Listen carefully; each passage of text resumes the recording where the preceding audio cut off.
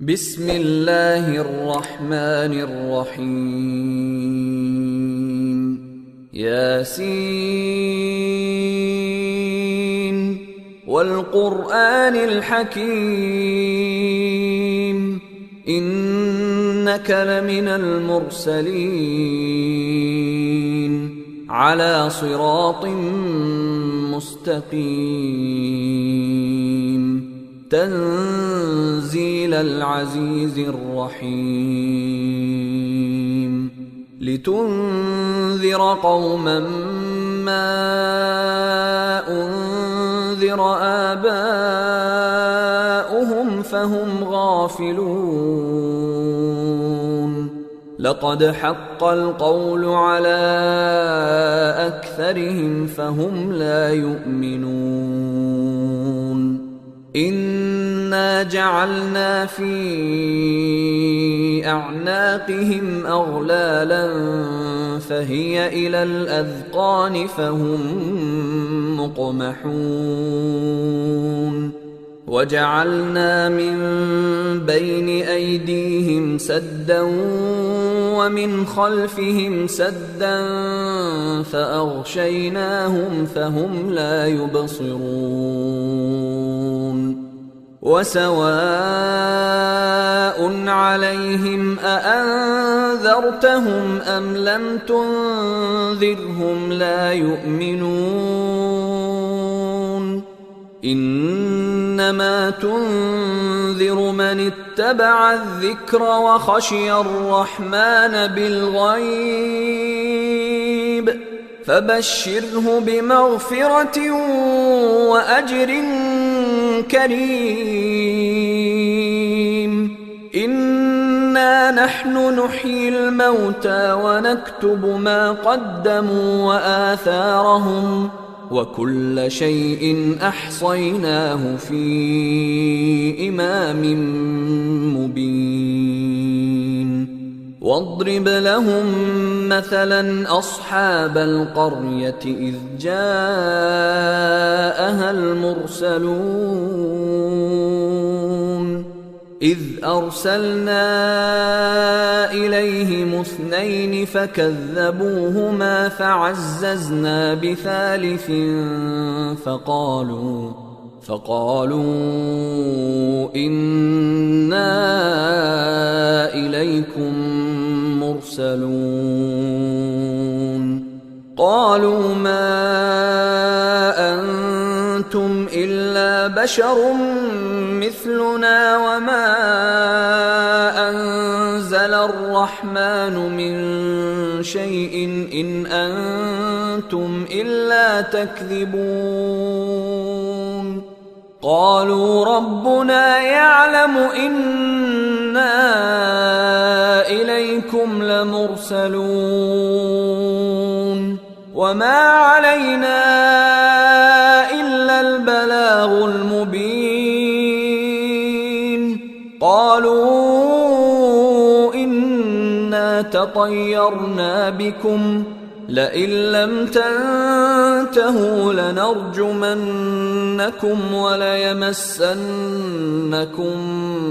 منا عذاب أليم قالوا طائركم معكم أئن ذكرتم بل أنتم قوم مسرفون وجاء من أقصى المدينة رجل يسعى قال يا قوم اتبعوا المرسلين اتبعوا من لا يسألكم أجرا وهم مهتدون وما لي لا أعبد الذي فطرني وإليه ترجعون أأتخذ من دونه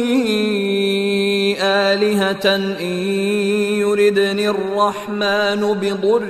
لا تغن عني شفاعتهم شيئا ولا ينقذون إني إذا لفي ضلال مبين إني آمنت بربكم فاسمعون قيل ادخل الجنة قال يا ليت قومي يعلمون بما غفر لي ربي وجعلني من المكرمين وما أنزلنا على قومه من بعده من جند من السماء وما كنا منزلين إن كانت إلا صيحة واحدة فإذا هم خامدون يا حسرة على العباد ما يأتيهم من رسول إلا كانوا به يستهزئون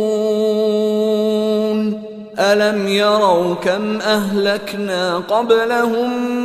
من القرون أنهم إليهم لا يرجعون وإن كل لما جميع لدينا محضرون وآية لهم الأرض الميتة أحييناها وأخرجنا منها حبا فمنه يأكلون وجعلنا فيها جنات من نخيل وأعناب وفجرنا فيها من العيون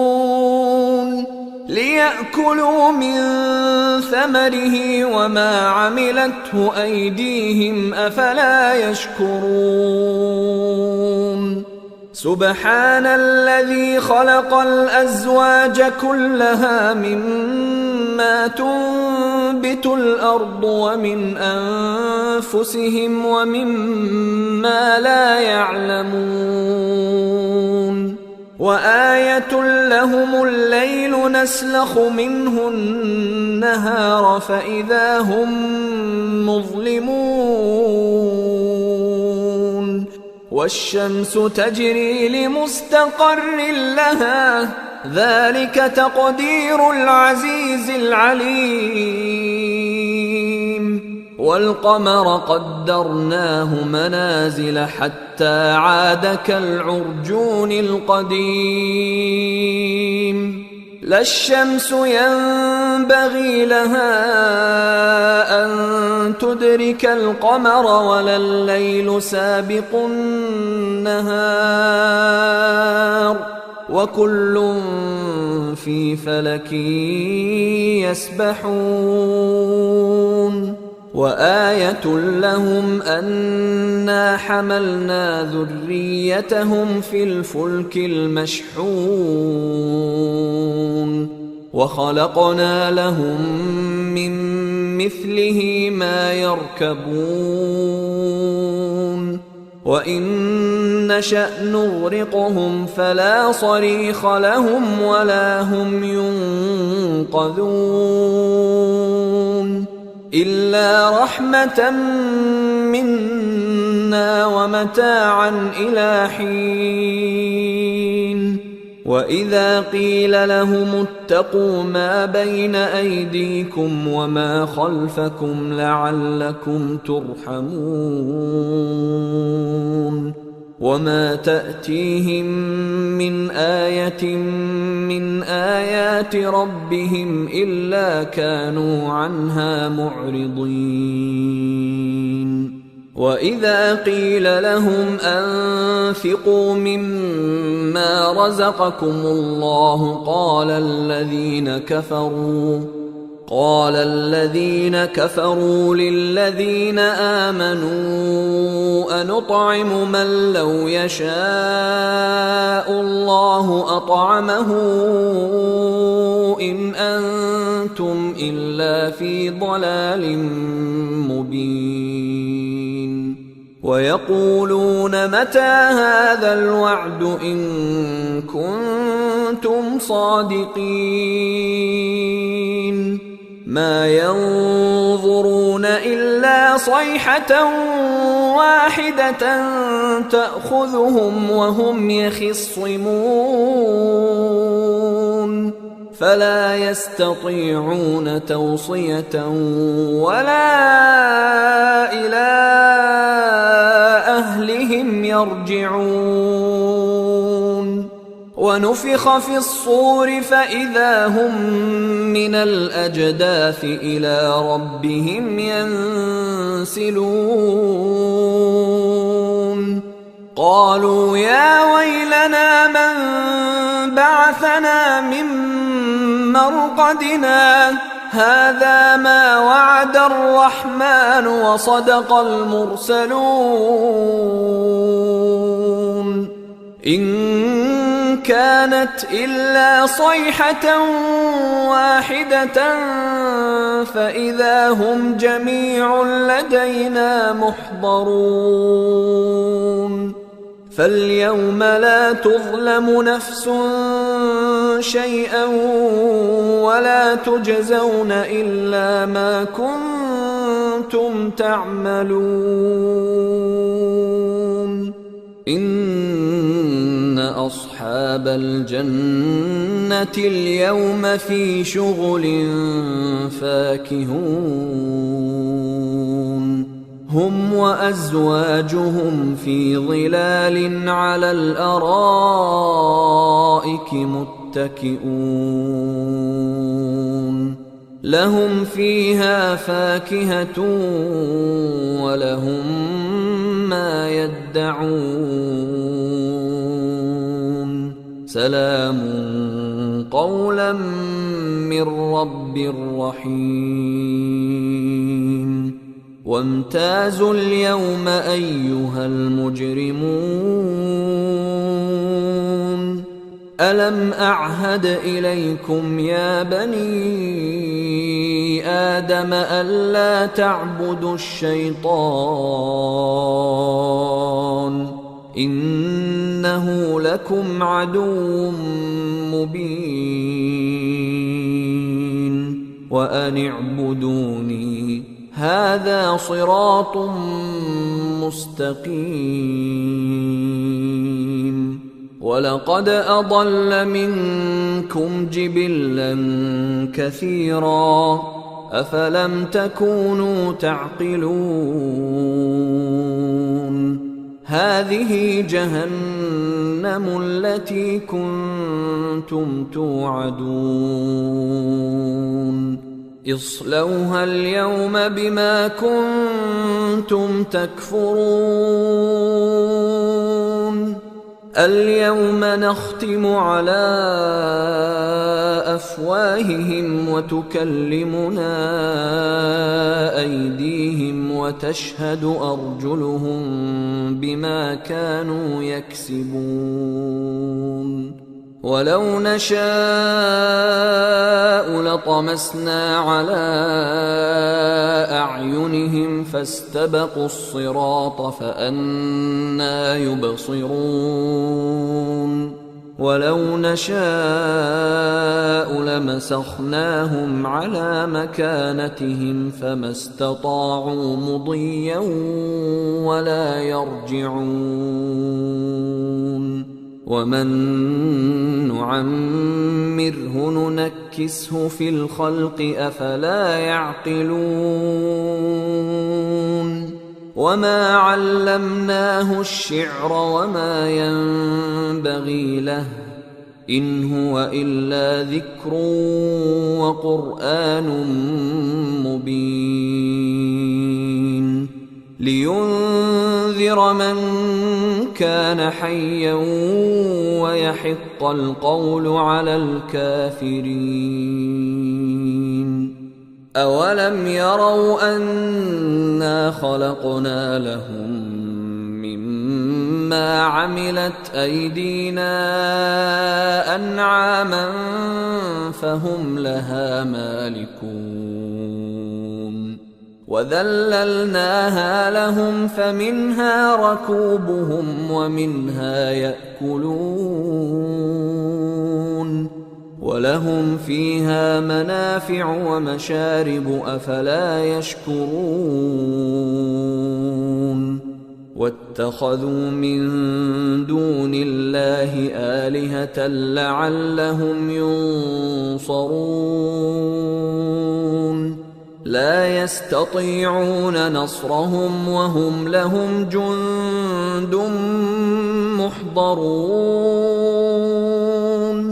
فلا يحزنك قولهم إنا نعلم ما يسرون وما يعلنون أولم ير الإنسان أنا خلقناه من نطفة فإذا هو خصيم مبين وضرب لنا مثلا ونسي خلقه قال من يحيي العظام وهي رميم قل يحييها الذي أنشأها أول مرة وهو بكل خلق عليم الذي جعل لكم من الشجر الأخضر نارا فإذا أنتم منه توقدون أوليس الذي خلق السماوات والأرض بقادر على أن يخلق مثلهم بلى وهو الخلاق العليم إنما أمره إذا أراد شيئا أن يقول له كن فيكون فسبحان الذي بيده ملكوت كل شيء وإليه ترجعون بسم الله الرحمن الرحيم الرحمن علم القرآن خلق الإنسان علمه البيان الشمس والقمر بحسبان والنجم والشجر يسجدان والسماء رفعها ووضع الميزان ألا تطغوا في الميزان وأقيموا الوزن بالقسط ولا تخسروا الميزان والأرض وضعها للأنام فيها فاكهة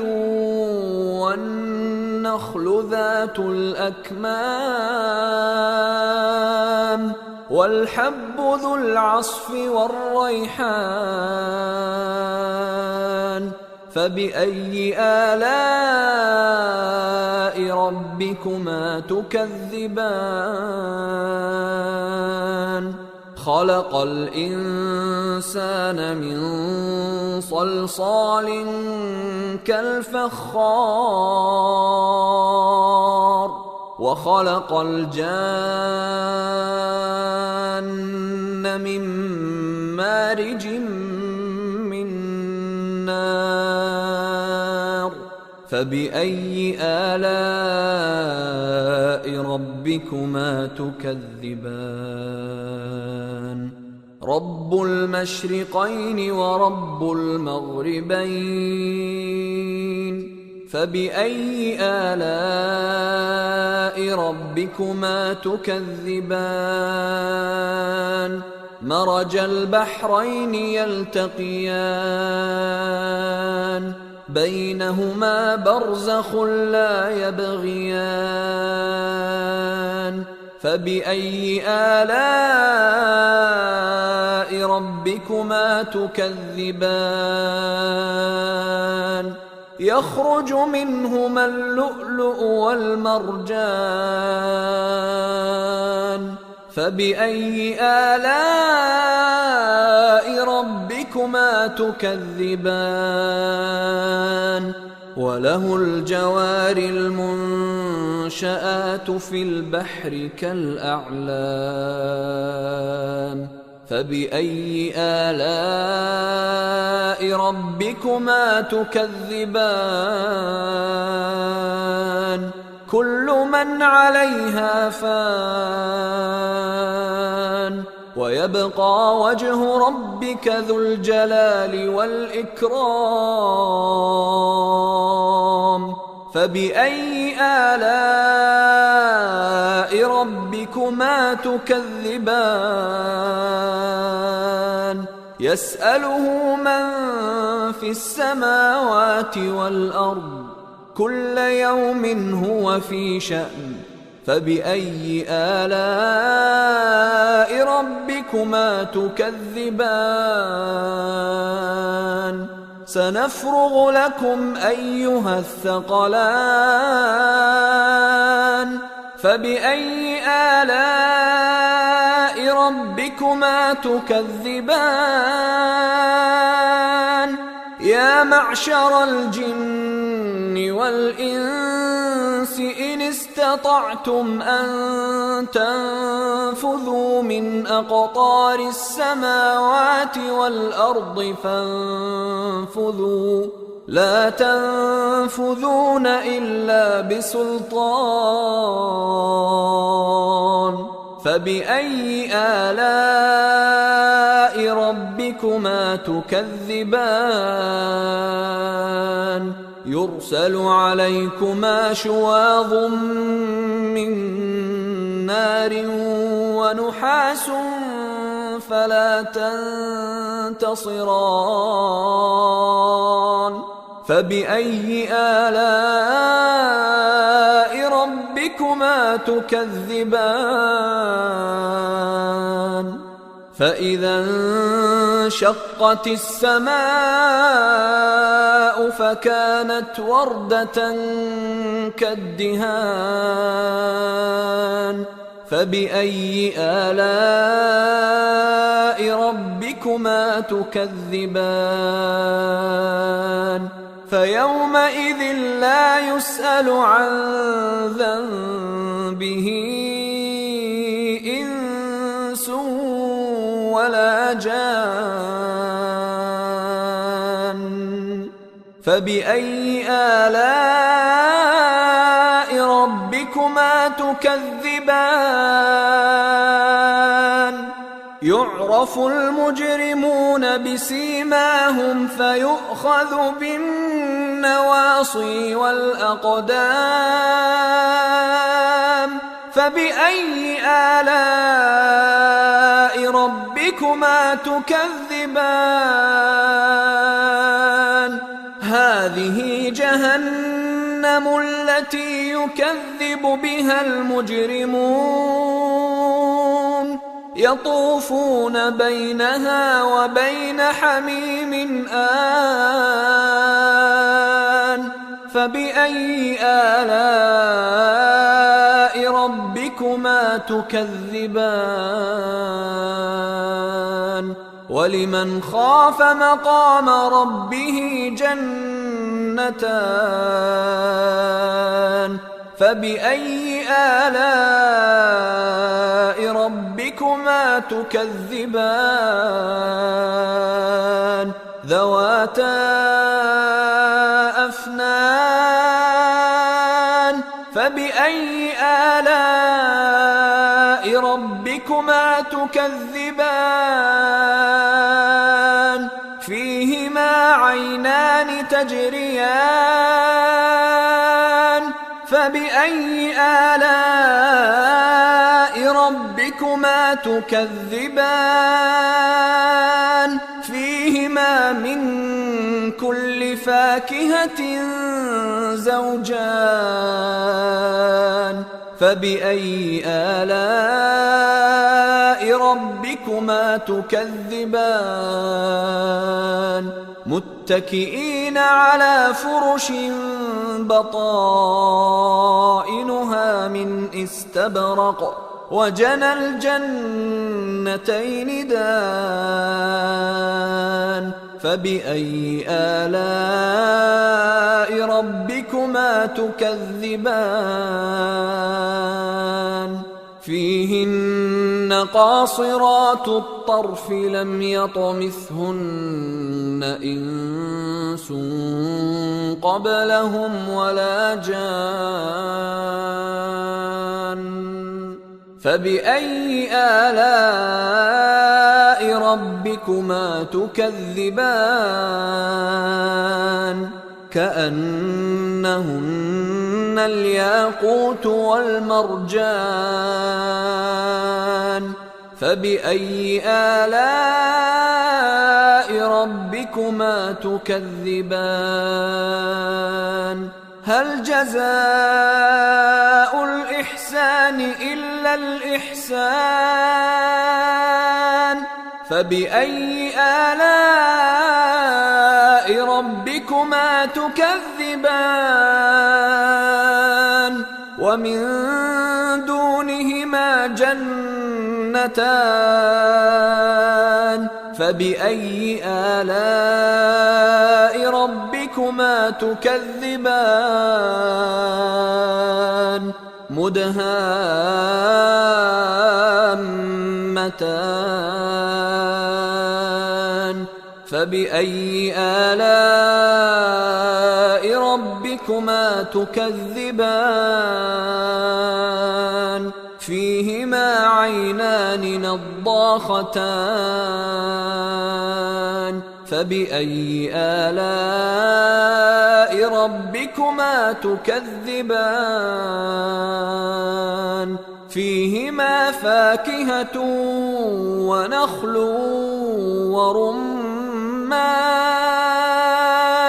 فبأي آلاء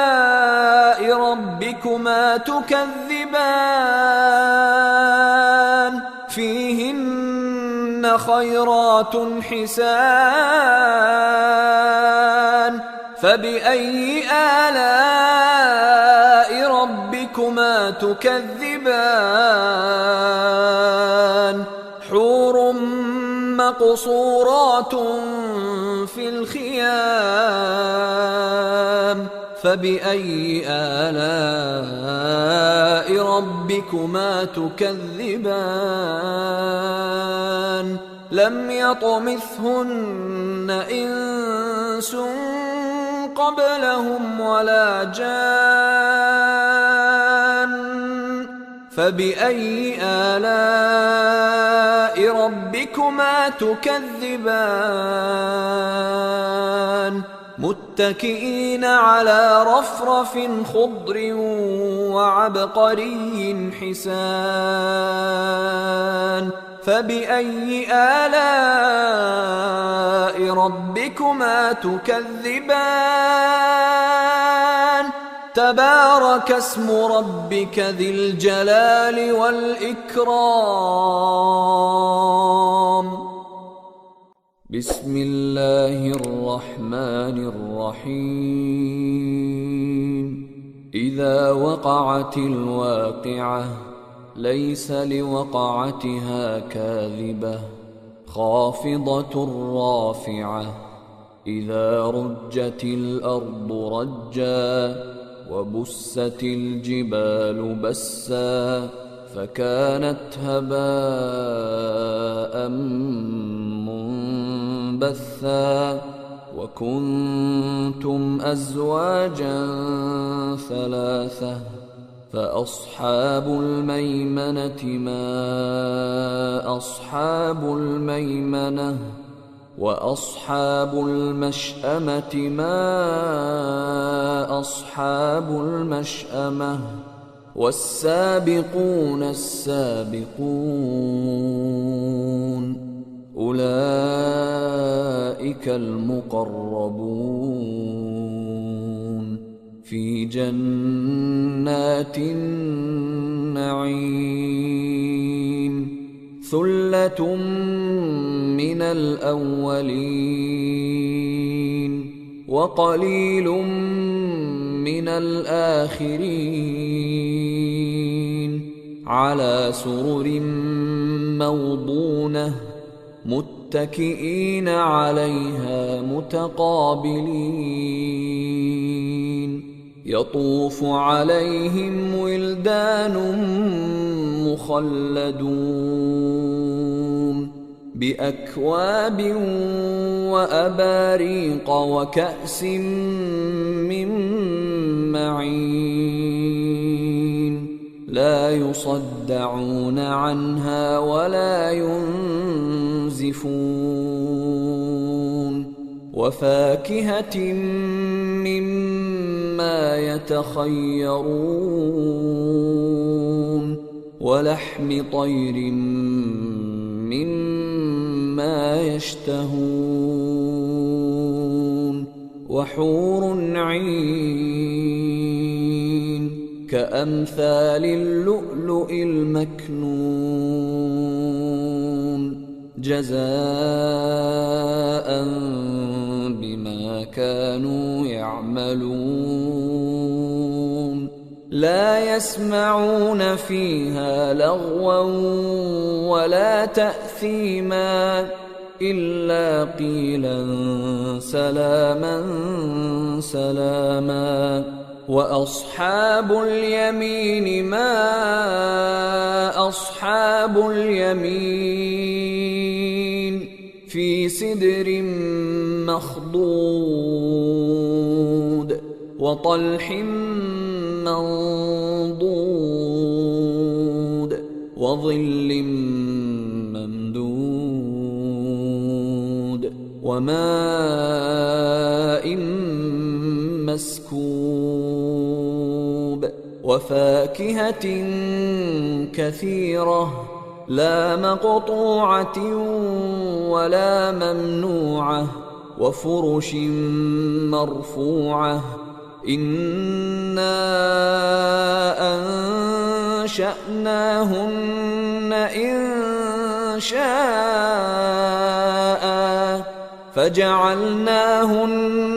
أبكارا عربا أترابا لأصحاب اليمين ثلة من الأولين وثلة من الآخرين وأصحاب الشمال ما أصحاب الشمال في سموم وحميم وظل من يحموم لا بارد ولا كريم إنهم كانوا قبل ذلك مترفين وكانوا يصرون على الحنث العظيم وكانوا يقولون أئذا متنا وكنا ترابا وعظاما أئنا لمبعوثون أو آباؤنا الأولون قل إن الأولين والآخرين لمجموعون إلى ميقات يوم معلوم ثم إنكم أيها الضالون المكذبون لآكلون من شجر من زقوم فمالئون منها البطون فشاربون عليه من الحميم فشاربون شرب الهيم هذا نزلهم يوم الدين نحن خلقناكم فلولا تصدقون أفرأيتم ما تمنون أأنتم تخلقونه أم نحن الخالقون نحن قدرنا بينكم الموت وما نحن بمسبوقين على أن نبدل أمثالكم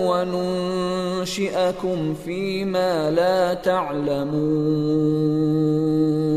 ولقد علمتم النشأة الأولى فلولا تذكرون أفرأيتم ما تحرثون أأنتم تزرعونه أم نحن الزارعون لو نشاء لجعلناه حطاما فظلتم تفكهون إنا لمغرمون بل نحن محرومون أفرأيتم الماء الذي تشربون أأنتم أنزلتموه من المزن أم نحن المنزلون لو نشاء جعلناه أجاجا فلولا تشكرون أفرأيتم النار التي تورون أأنتم أنشأتم شجرتها أم نحن المنشئون نحن جعلناها تذكرة ومتاعا للمقوين فسبح باسم ربك العظيم فلا أقسم بمواقع النجوم وإنه لقسم لو تعلمون عظيم إنه لقرآن كريم في كتاب مكنون لا يمسه إلا المطهرون تنزيل من رب العالمين أفبهذا الحديث أنتم مدهنون وتجعلون رزقكم أنكم تكذبون فلولا إذا بلغت الحلقوم وأنتم حينئذ تنظرون ونحن أقرب إليه منكم ولكن لا تبصرون فلولا إن كنتم غير مدينين ترجعونها إن كنتم صادقين فأما إن كان من المقربين فروح وريحان وجنة نعيم وأما إن كان من أصحاب اليمين فسلام لك من أصحاب اليمين وأما إن كان من المكذبين الضالين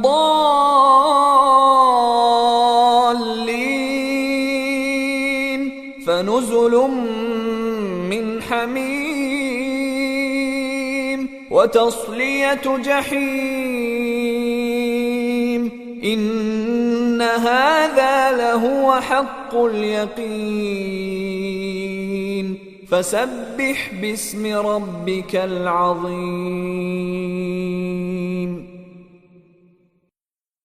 أعوذ بالله من الشيطان الرجيم. بسم الله الرحمن الرحيم. تبارك الذي بيده الملك وهو على كل شيء قدير الذي خلق الموت والحياة ليبلوكم أيكم أحسن عملا وهو العزيز الغفور الذي خلق 7 سماوات طباقا ما ترى في خلق الرحمن من تفاوت فارجع البصر هل ترى من فطور ثم ارجع البصر كرتين ينقلب إليك البصر خاسئا وهو حسير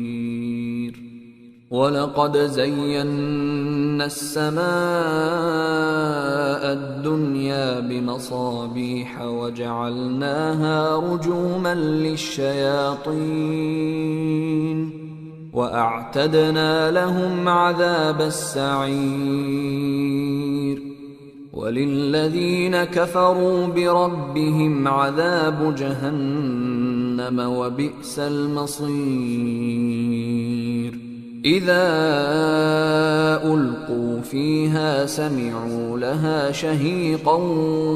وهي تفور تكاد تميز من الغيظ كلما ألقي فيها فوج سألهم خزنتها ألم يأتكم نذير قالوا بلى قد جاءنا نذير فكذبنا وقلنا ما نزل الله من شيء إن أنتم إلا في ضلال كبير وقالوا لو كنا نسمع أو نعقل ما كنا في أصحاب السعير فاعترفوا بذنبهم فسحقا لأصحاب السعير إن الذين يخشون ربهم بالغيب لهم مغفرة وأجر كبير وأسروا قولكم أو اجهروا به إنه عليم بذات الصدور ألا يعلم من خلق وهو اللطيف الخبير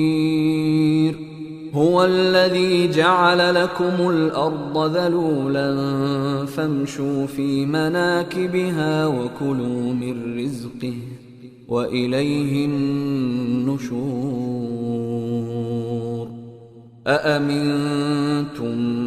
من في السماء أن يخسف بكم الأرض فإذا هي تمور أم أمنتم من في السماء أن يرسل عليكم حاصبا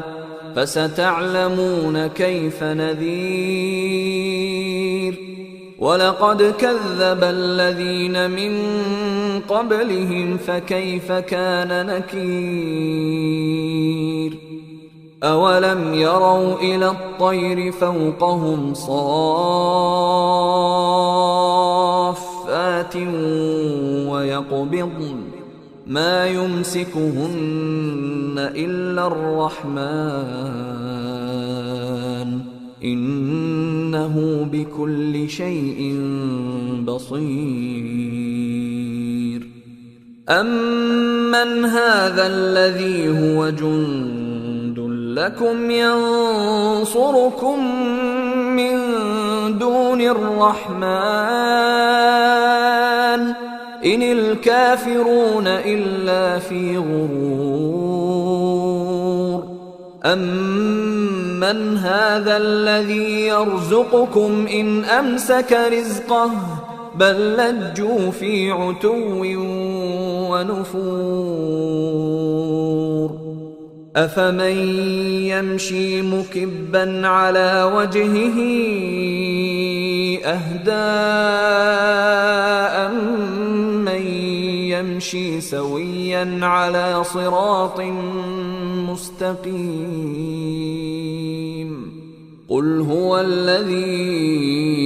أنشأكم وجعل لكم السمع والأبصار والأفئدة قليلا ما تشكرون قل هو الذي ذرأكم في الأرض وإليه تحشرون ويقولون متى هذا الوعد إن كنتم صادقين قل إنما العلم عند الله وإنما أنا نذير مبين فلما رأوه زلفة سيئت وجوه الذين كفروا وقيل هذا الذي كنتم به تدعون قل أرأيتم إن أهلكني الله ومن معي أو رحمنا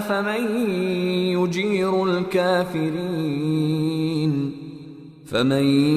يجير الكافرين من عذاب أليم قل هو الرحمن آمنا به وعليه توكلنا فستعلمون من هو في ضلال مبين قل أرأيتم إن أصبح ماؤكم غورا فمن يأتيكم بماء معين